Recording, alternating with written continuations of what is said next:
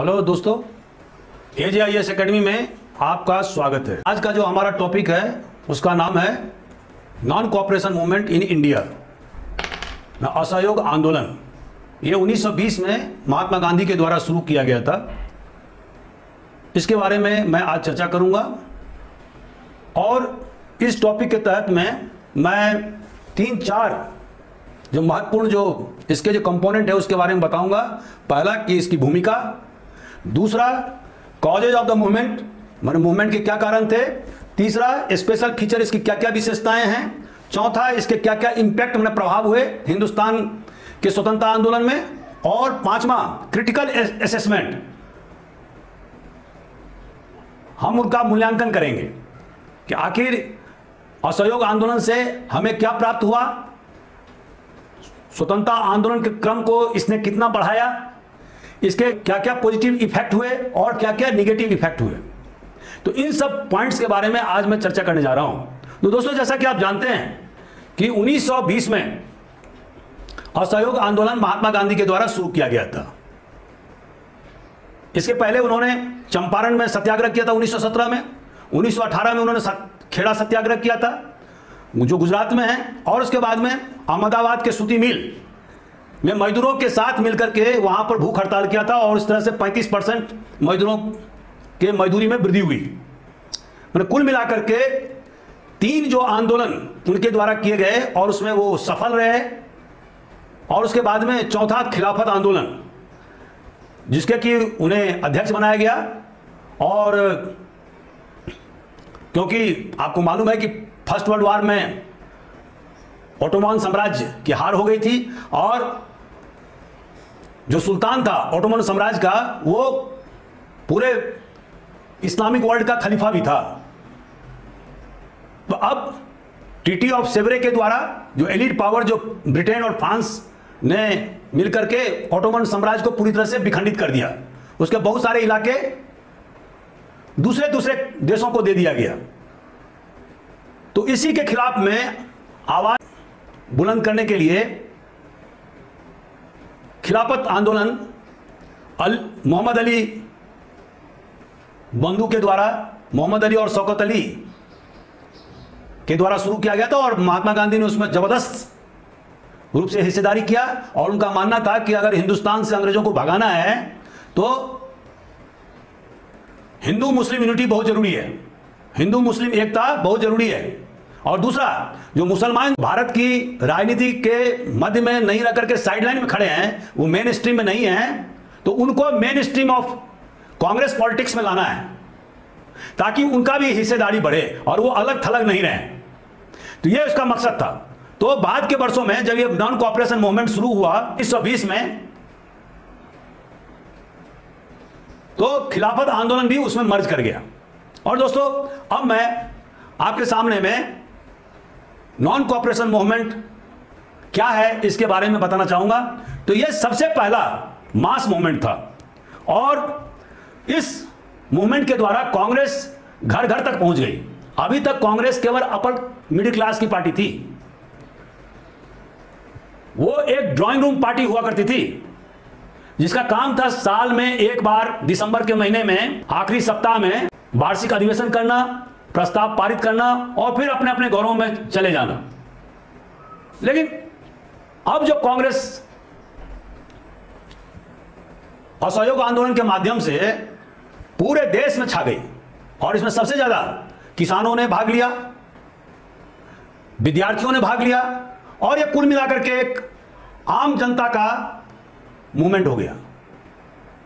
तो कांग्रेस घर घर तक पहुंच गई और इसका श्रेय महात्मा गांधी को और असहयोग आंदोलन को जाता है। और महात्मा गांधी मास लीडर के रूप में हिंदुस्तान में स्थापित हो गए।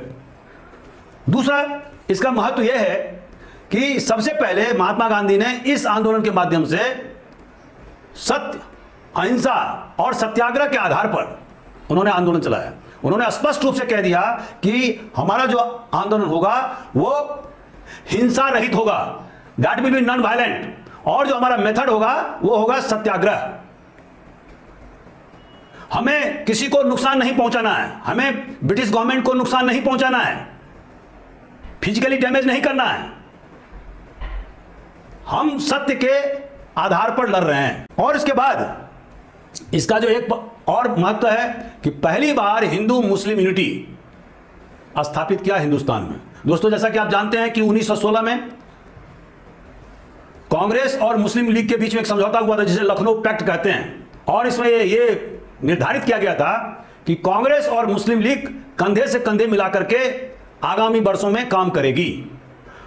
और इसके बाद में 1920 में और उसके पहले 1919 में खिलाफत आंदोलन के दौरान हिंदू मुस्लिम एकता की मिसाल कायम हुई और बहुत सारे मुस्लिम नेता जैसे हकीम अजमल खान, मोहम्मद अली जिन्ना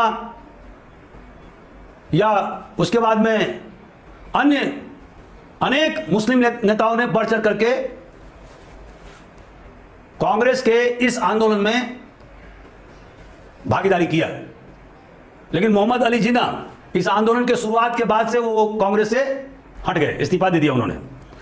और सबसे बड़ी बात इस आंदोलन की रही कि इसने हिंदुस्तानियों को प्रशिक्षित किया कि उसे आंदोलन में कैसे भाग लेना है, आंदोलन को कैसे चलाना है, कैसे वो लगातार चलते रहेगा और कैसे लोगों को जागरूक किया जाए। तो एक प्रकार से हिंदुस्तानियों में अवेयरनेस प्रोग्राम लॉन्च किया गया इस आंदोलन के माध्यम से। और इसके अलावा सबसे बड़ी जो इसकी विशेषता थी कि यह आंदोलन किसी धर्म पर आधारित नहीं था। It was cutting across all religious group and all type of divisive forces. जाति या धर्म इनसे ऊपर हट करके सभी वर्ग के लिए, सभी समाज के लिए यह आंदोलन शुरू किया गया था और इसका प्रभाव भी विभिन्न वर्गों पर स्थापित हो गया। और भारत की जो राष्ट्रवाद है, जो इंडियन नेशनलिज्म है, उसको मजबूती प्रदान किया इस आंदोलन के माध्यम से। और एक महत्वपूर्ण और जो इसका तथ्य है वो यह है कि आगामी दिनों में, जैसे मैं आपको बताऊंगा कि बाद के वर्षों में महात्मा गांधी ने जब 1930 में सिविल डिसोबीडियंस मूवमेंट, जिसको सभी ने अवज्ञा आंदोलन कहते हैं, या 1942 में क्विट इंडिया मूवमेंट या भारत छोड़ो आंदोलन जो उन्होंने शुरू किया, ये जो बड़े बड़े जो आंदोलन हुए और हिंदुस्तान में जिसके कारण से हमें आज़ादी मिली, उसकी आधारशिला भी इसी असहयोग आंदोलन के द्वारा रखी गई थी। दोस्तों, अब सवाल उठता है कि इसके कारण क्या थे। कोई भी जो आंदोलन होता है उसके पीछे कारण होता है। तो पहला कारण है वर्ल्ड वार फर्स्ट।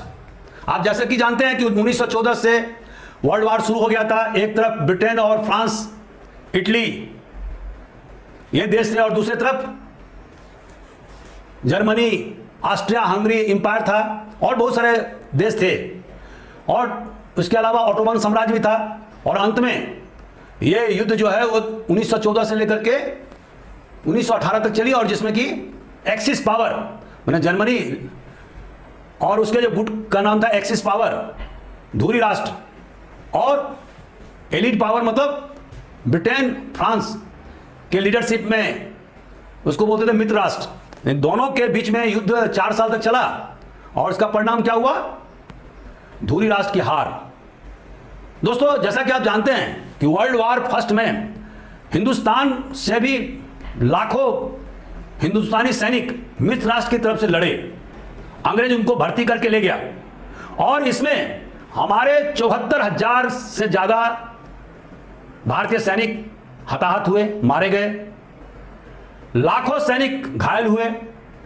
हमें उम्मीद थी कि युद्ध के बाद में अंग्रेज सरकार हमें कंसेशन देगी, भारत के स्वतंत्रता के बारे में वो सोचेगी, कुछ विचार करेगी, लेकिन ऐसा नहीं हुआ। अंग्रेज सरकार ने 1919 का एक्ट, जिसको मॉन्टफोर्ट एक्ट भी कहते हैं, 1919 का एक्ट लाया, लेकिन यह एक्ट आधा अधूरा था और विभाजनकारी था। जैसा कि आपने देखा कि 1909 के एक्ट में तो केवल मुस्लिम लोगों को के लिए ही सेपरेट इलेक्टेड की व्यवस्था की गई थी, लेकिन अब 1919 एक्ट के द्वारा सिख को, क्रिश्चियन को, यूरोपियन को, इन लोगों को भी सेपरेट इलेक्टेड मतलब पृथक निर्वाचन मंडल की व्यवस्था की गई। इस तरह से हिंदुस्तान को विभिन्न धर्मावलंबियों के में टुकड़े टुकड़े में बांटने का प्रयास अंग्रेज सरकार के द्वारा किया गया था। और दोस्तों ऐसा उन्होंने क्यों किया? क्योंकि जानते थे कि इंडियन नेशनलिज्म जो है वो अब धीरे धीरे उफान पर है। इसके पहले उन्होंने 1905 में भी किया था। और जब बंगाली राष्ट्रवाद जब बढ़ने लगा तो 1905 में लॉर्ड कर्जन ने क्या किया था, जो उस समय वाइसराय थे, बंग विभाजन किया था। बाद में उन्हें 1911 में इसको बदलना पड़ा था। तो दोस्तों अंग्रेज सरकार की मंशा रही थी कि किसी तरह से हिंदुस्तान में फूट डालो और राज करो। और फूट डालने का आसान तरीका था कि हिंदुस्तान विभिन्न धर्मावलंबियों का देश है और ये अलग अलग जातियों का समूह है, विभिन्न धर्म के मानने वाले इसमें रहते हैं, अनेक प्रकार के भाषा बोलने वाले लोग हैं। तो ये हिंदुस्तान एक राष्ट्र नहीं है ना होकर के विभिन्न राष्ट्रों का एक समूह है। ये उनके दिमाग में 1947 तक रहा। और उसके पीछे बेसिक लॉजिक यह था कि किसी तरह से भारतीय राष्ट्रवाद को नहीं मानो, हिंदू मुसलमान के बीच में विभाजन पैदा करो, दूसरे जातियों और दूसरे धर्मों के बीच में विभाजन पैदा करो। और इसके तहत में उन्होंने 1919 के एक्ट में भी उसी सेपरेट इलेक्टोरेट को और ज्यादा बढ़ाया। इसके बाद उन्होंने द्वैत शासन, dyarchy in the state, provinces में उन्होंने द्वैत शासन की व्यवस्था किया। और ये जो शासन था वो पूरी तरह से पंगु व्यवस्था था।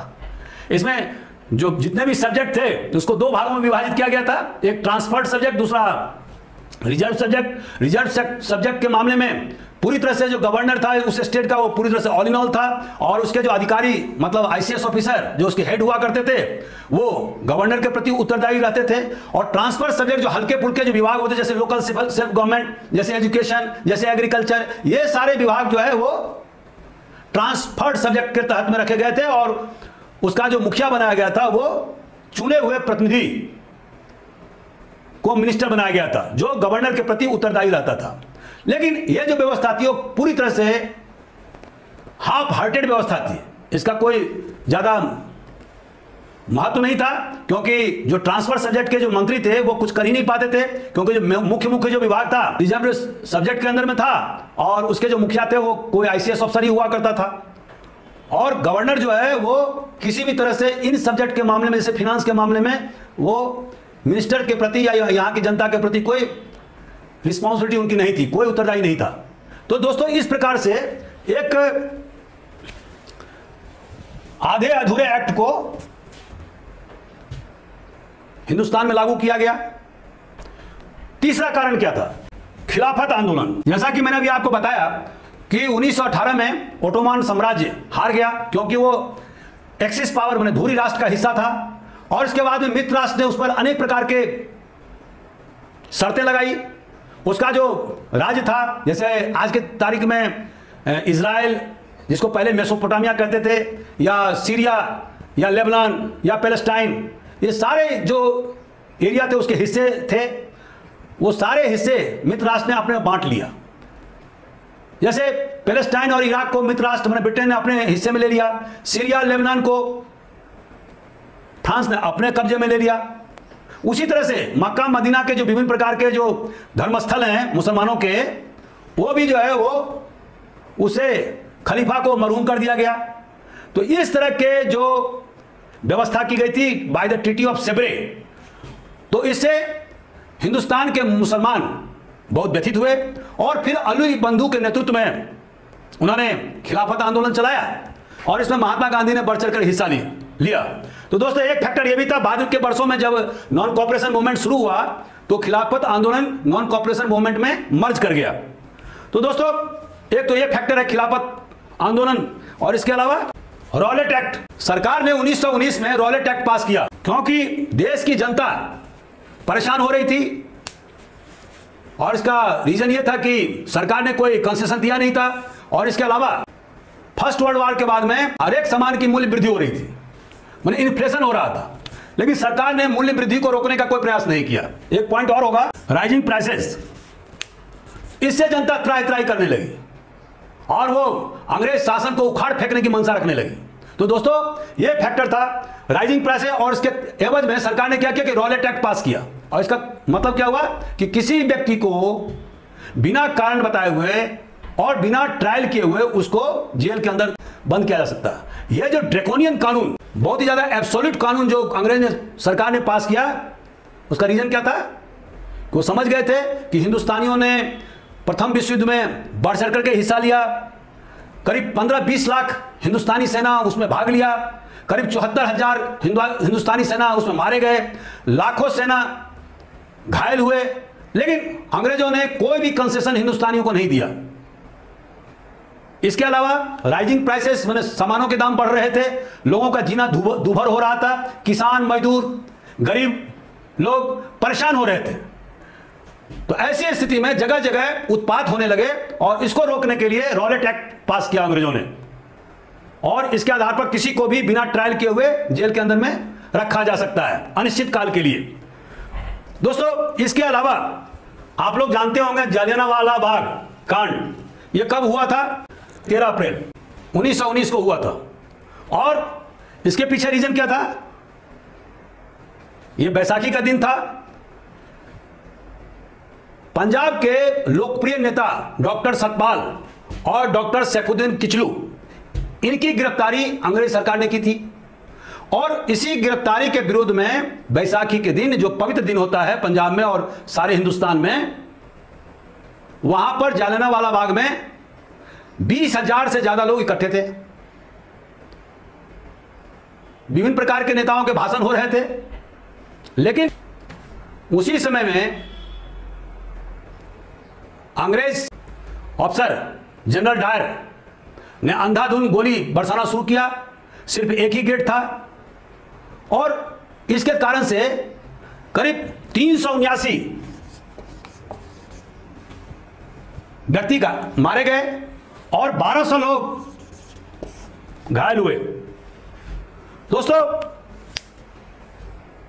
यह एक बहुत बड़ी त्रासदी थी और इस घटना ने पूरे हिंदुस्तान को उद्वेलित कर दिया। कांग्रेस पार्टी के नेता भी इससे वंचित नहीं रहे, वो भी बहुत ज्यादा उद्वेलित हुए।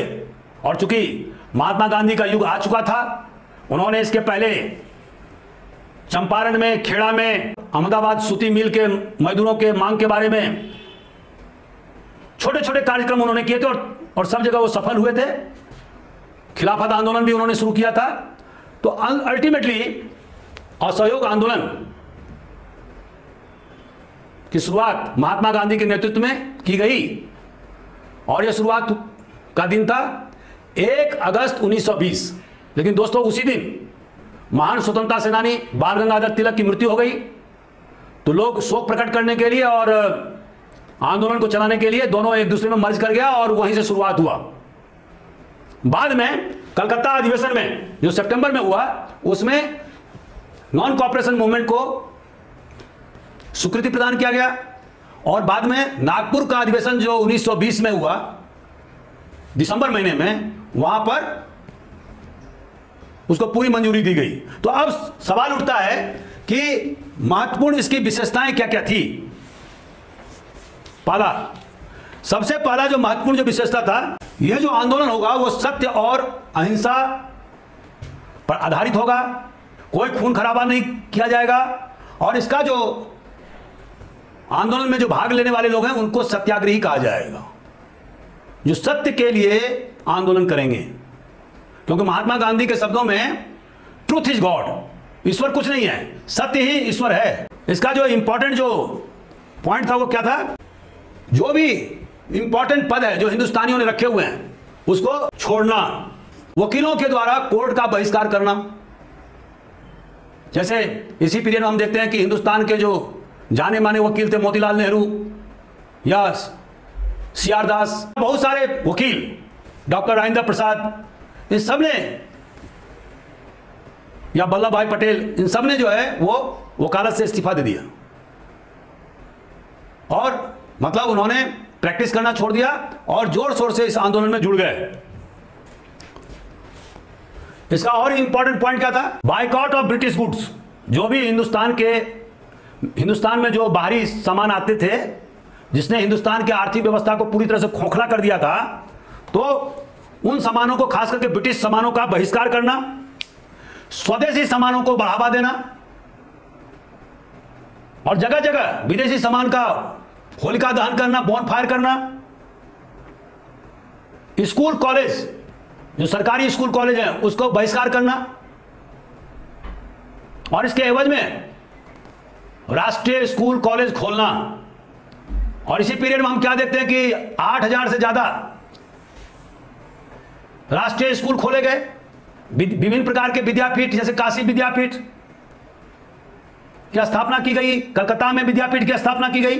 चरखा को ज्यादा से ज्यादा महत्व दिया गया, खादी पर ज्यादा फोकस किया गया, और अधिक से अधिक लोगों को कहा गया कि आप जेल भरो, मैंने जेल भरिए,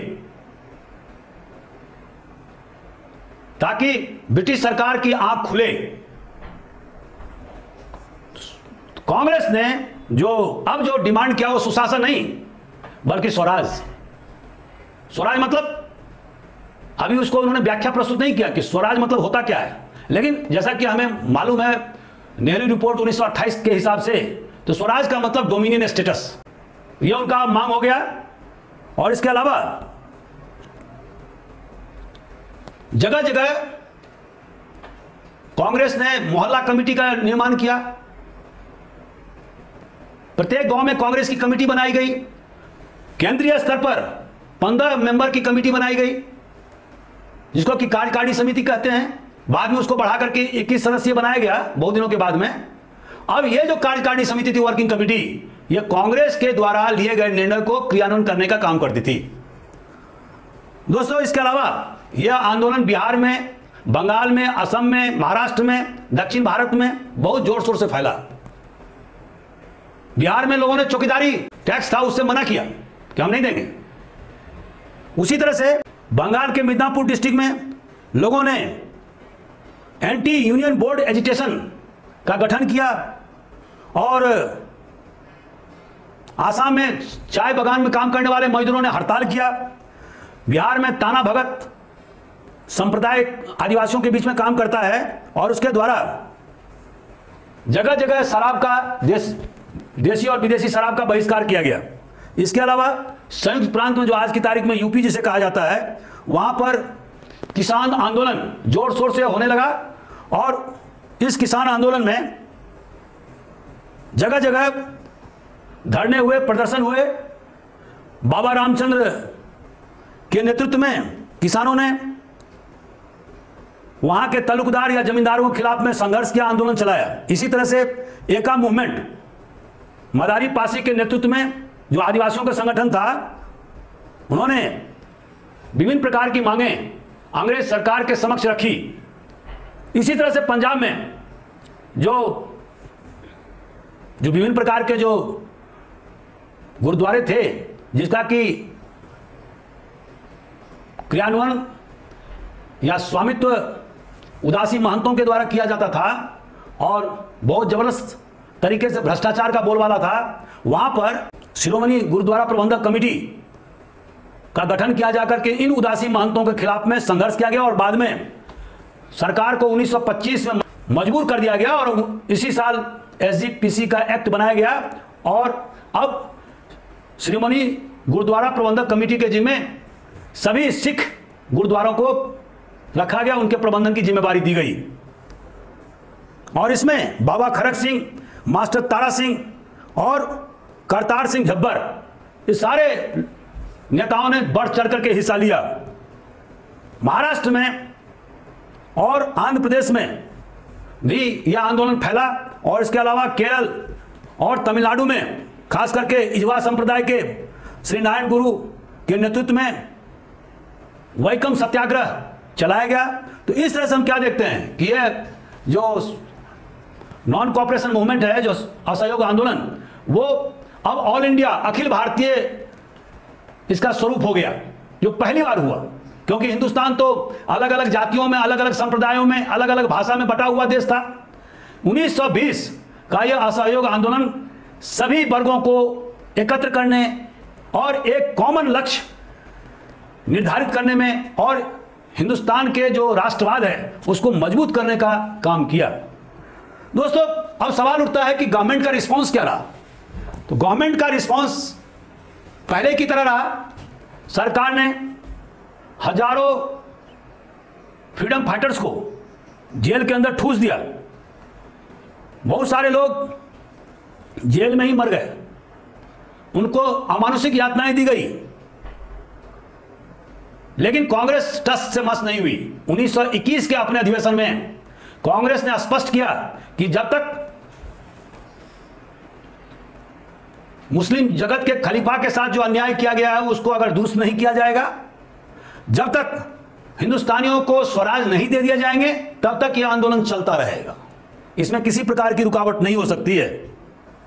लेकिन दोस्तों, जैसा कि आपको मालूम है कि 5 फरवरी 1922 को गोरखपुर यूपी के एक छोटे से थाना चौरी चौड़ा में लगभग 3000 किसानों के जत्थों ने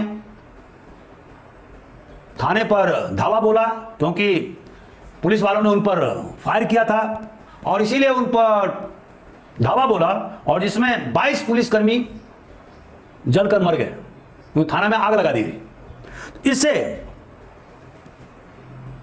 बहुत ज्यादा महात्मा गांधी विद्युत हुए,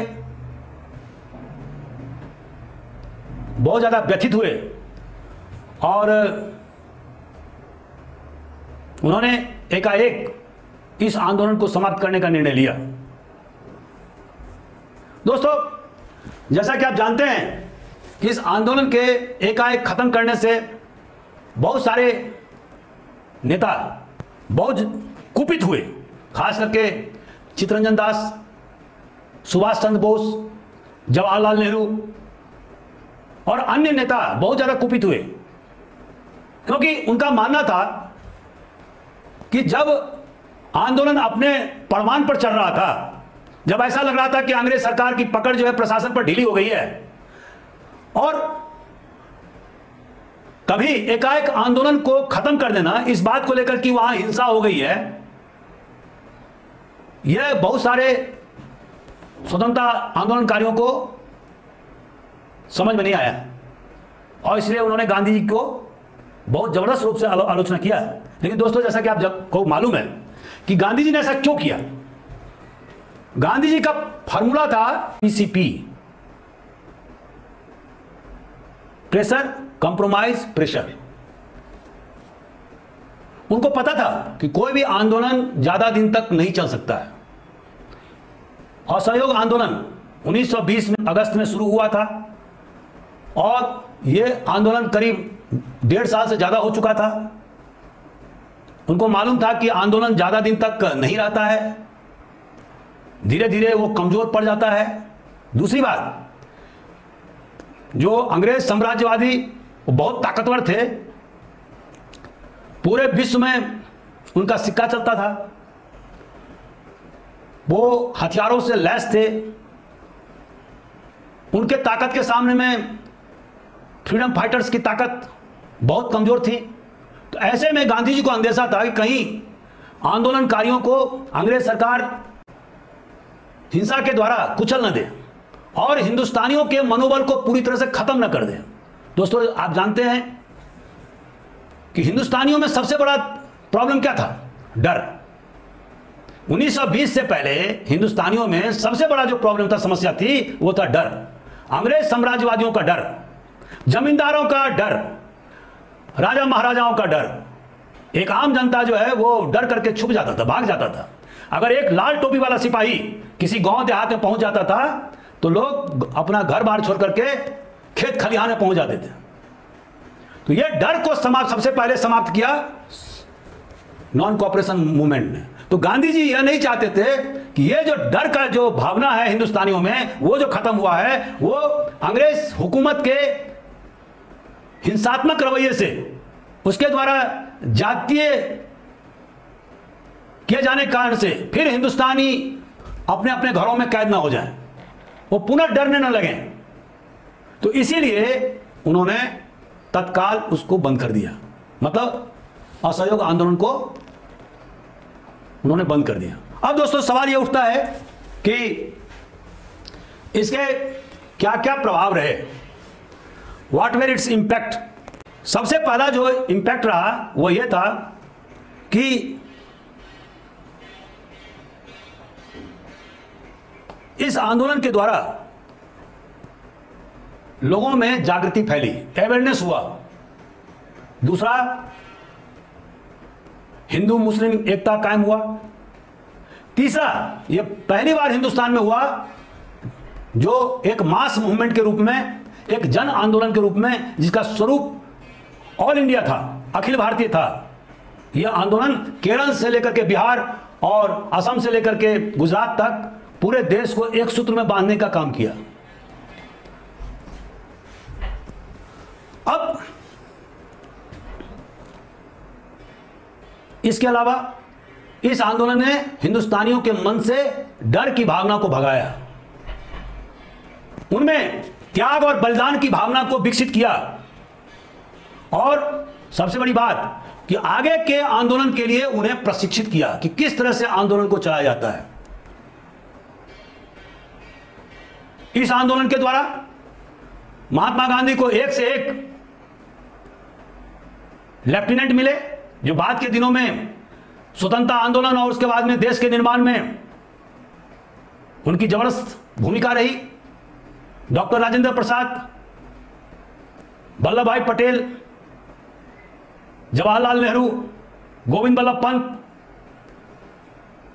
ये सारे लोग, ये सारे नेता इस आंदोलन के प्रोडक्ट हैं, और उन्होंने अपनी काबिलियत की छाप भारतीय जनमानस पर छोड़ा, और आगे के दिनों में यही लोग भारत के कर्ता धर्ता बने। तो दोस्तों, अब सवाल उठता है कि नॉन कॉपरेशन मूवमेंट का असेसमेंट क्या है, इसका मूल्यांकन क्या है। तो पहला जो असेसमेंट है वो ये है कि एकाएक आंदोलन को खत्म करने से जगह जगह अब सांप्रदायिक दंगे होने लगे। इसका कारण क्या था? जो हिंदुस्तान में जो नॉन कॉपरेशन मूवमेंट के साथ खिलाफत आंदोलन दोनों को जो मर्ज किया गया, उसमें बहुत सारे मुसलमान जो काफी पश्चिमी या लिबरल आइडिया से प्रेरित थे, अब उनमें भी जो है वो कट्टरपंथी विचारधारा घुसने लगी, और उन्हें याद आने लगा कि किस प्रकार इस्लाम जो है वो पहले एक बहुत शक्तिशाली धर्म हुआ करता था और जिसका सिक्का पूरे विश्व में चलता था। तो बहुत सारे मुसलमान हिंदुस्तान को दारुल इस्लाम में कन्वर्ट करने की सोचने लगे। उनको हिंदुओं की जो तरक्की थी, जो नई विचारधारा थी, जो पश्चिमी देशों के सोच पर आधारित थी, लिबरल या उदारवादी विचारों से जो हिंदू नेता प्रभावित थे, वो उन्हें रास नहीं आ रहा था। बहुत सारे मुसलमान नेताओं को यह रास नहीं आ रहा था। तो इस तरह से हम क्या देखते हैं कि जब असहयोग आंदोलन को खिलाफत आंदोलन के साथ मर्ज कर दिया गया, और गांधी जी ने तो हिंदू मुस्लिम यूनिटी के लिए किया था, लेकिन उसका प्रभाव पॉजिटिव के अलावा निगेटिव भी रहा। और निगेटिव क्या था? जगह जगह कॉमनल राइट्स होना, पहला पॉइंट। दूसरा, कांग्रेस में विभाजन होना। कांग्रेस में दो फार हो गया, एक प्रो चेंजर्स का और दूसरा नॉन चेंजर्स का। प्रो चेंजर्स के नेता चित्तरंजन दास और मोतीलाल नेहरू थे, और उन्होंने स्वराज पार्टी का गठन किया। और जो नॉन चेंजर थे, उनके नेता राजेंद्र प्रसाद, वल्लभ भाई पटेल थे। तो गांधी जी ने इस आंदोलन को खत्म करने के बाद में कहा कि अब आंदोलन नहीं होगा, और हम लोग कंस्ट्रक्टिव सकारात्मक कार्य में लगे हैं, जैसे चरखा को पॉपुलर बनाएं, स्वदेशी सामानों को ज्यादा से ज्यादा उपयोग करें, हरिजन उद्धार का काम करें, अनटचेबिलिटी छुआछूत की भावना को खत्म करें। ये सारे जो सकारात्मक काम हैं उसके तरफ कांग्रेस का फोकस होना चाहिए। लेकिन जो प्रो चेंजर्स थे, उन्होंने कहा कि नहीं, वो सब तो ठीक है, लेकिन हम लेजिस्लेटिव असेंबली में प्रांत के और केंद्र के असेंबली में हम चुन करके जाएंगे और वहां पर सरकार को विरोध करेंगे। लेकिन नॉन चेंजर्स इस बात के लिए सहमत नहीं थे। तो बाद में प्रो चेंजर्स ने कांग्रेस के बाहर निकल करके उन्होंने स्वराज पार्टी का गठन किया, और वो चुनाव लड़े 1923 में, जिसमें कि केंद्रीय असेंबली में उन्होंने जबरदस्त रूप से सफलता प्राप्त किया। तो दोस्तों, इसका यह परिणाम हुआ। और तीसरा परिणाम क्या हुआ कि इस आंदोलन के द्वारा आने वाले दिनों में आंदोलन की रूपरेखा तय करने में सहूलियत मिली।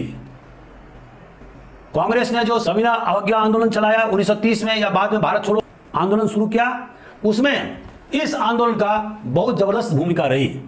तो दोस्तों, इस प्रकार से नॉन कॉपरेशन मूवमेंट या असहयोग आंदोलन ने हिंदुस्तान में निचले स्तर के लोगों तक को भी जागृत करने का काम किया। उन्हें एहसास दिलाया कि अंग्रेज किस प्रकार से हमारे देश का शोषण कर रहे हैं। हमारी तरक्की तभी होगी जब हम इस गुलामी के बंधन को काट देंगे। जो उनकी जो उदासीन मानसिकता थी आम जनता की, इस बेड़ी को काटने में असहयोग आंदोलन की जबरदस्त या महती भूमिका रही है। दोस्तों, आज का ये लेक्चर मैं यहीं समाप्त करता हूं। आपको ये वीडियो कैसा लगा आप जरूर शेयर करें, सब्सक्राइब करें और अपने बहुमूल्य कमेंट से हमें अवगत कराएं। Thank you very much.